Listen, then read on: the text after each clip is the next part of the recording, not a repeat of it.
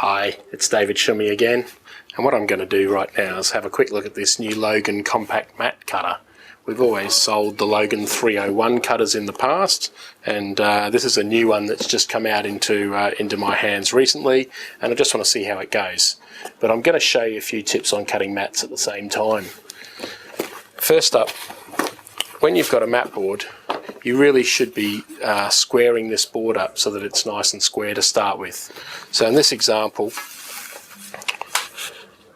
I'm going to cut my board 400 millimeters long. So I measure out to the 400.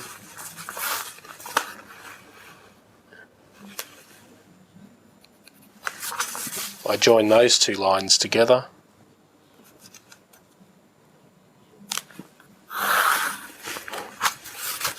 And the other direction, I'm going to end up cutting 320.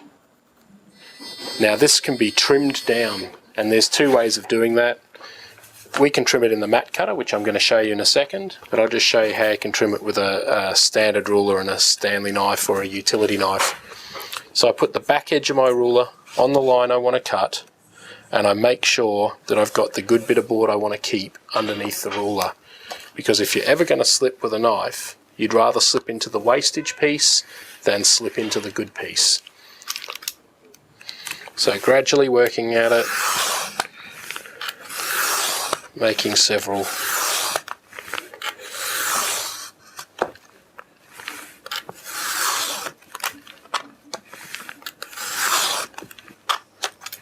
Whenever you use a knife, you've got to remember that the tip of the knife is the sharp part. It's not the sharp part, it's the flat section on the bottom that is the sharp part.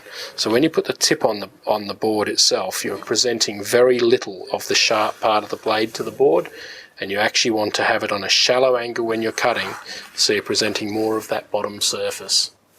So here we have our Logan machine.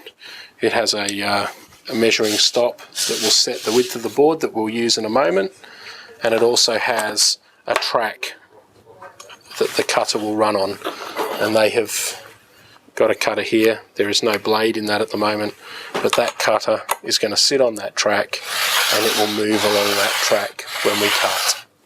Now these blades are designed for cutting mat board, and they're designed to fit the Logan tools. So first of all, I'm going to put this blade into the Logan tool. Now at that point it's actually locked. If we leave it there, it's actually locked, but we can slide that along. So using the little thumb screw here, we can tighten that blade at the depth that we want to cut. Now usually there are 3 depth settings on here, so if I set it at that second depth setting, that is designed so that the blade itself will only stick out enough to cut through one layer of mat board. I can then put that board underneath the rail. Now this is a spring-loaded rail, so it's going to grip that board, and then using the Logan mat knife I can run that along that board edge, and I can do that with confidence that it's not going to cut any deeper than just that board. So again, I don't try to do it in one go, but you can see there I've easily cut through the board. Find out all the secrets to framing your pictures. Visit fixaframe.com.au today.